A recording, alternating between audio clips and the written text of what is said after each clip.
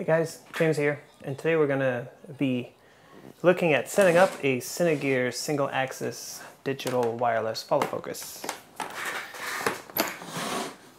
It comes in this nice little box, Pelican style box, foam, already cut out, everything's nice and neat inside the box. You're going to find a couple things in the box. The first thing is your transmitter remote for focusing. The second thing you're going to find is the actual motor unit, which also happens to have the receiver unit integrated into the body here.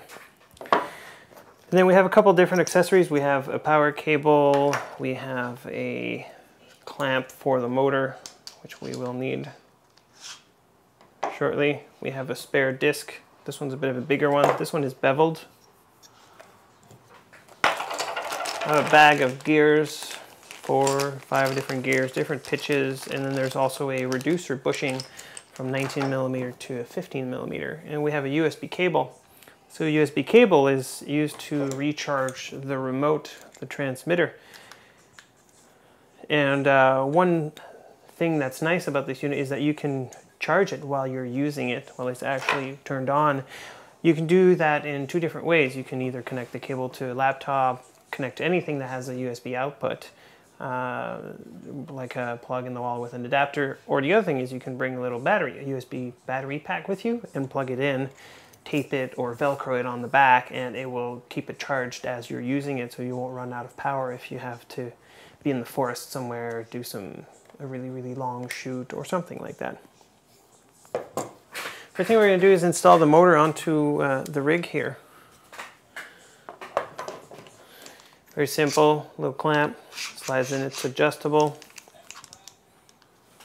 The bushing's already on for mine, but set up the motor at a good height here.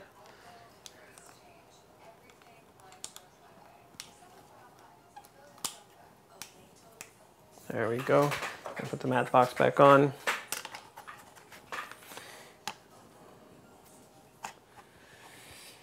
In this case here, the mat box offers a little bit of extra support for the lens, reduce the shakiness when you're switching direction with the motor. Alright, so that's done. We'll plug in the cable, and the first thing we want to do is pair the remote with the motor. So we're going to give this little guy some power. There we go. First thing we're going to do is press this button here for 3 seconds. It's going to turn green. It's looking for the signal right now. We turn on the remote and we're going to press set and damp both at the same time for about 3 seconds, and when we do so all the lights will turn on. There we go. The light is flashing now and we are paired.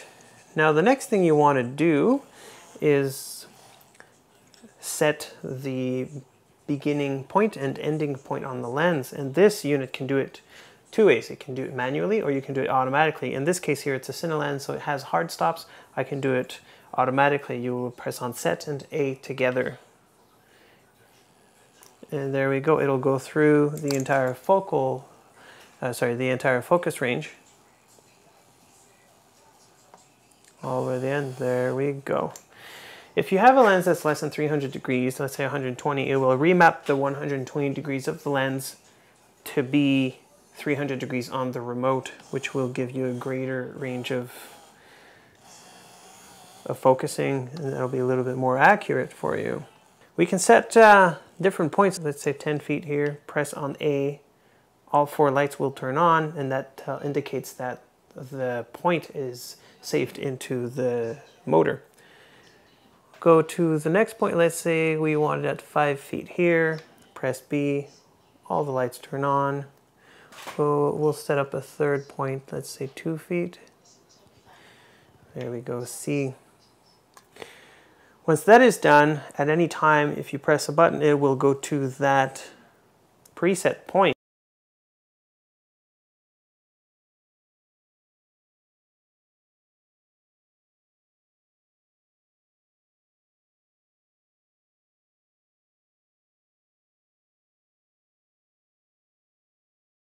And you can also adjust how fast it gets there with this little adjuster knob on the side. Clockwise, the motor goes faster, like so. Counterclockwise, the motor goes slower. It's a bit slower now.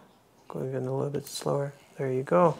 It's nice and steady and really, really smooth. Now, if you need to cancel at any time and go back to manual focusing with the wheel, you just press the button that is illuminated and you're back to normal on the unit.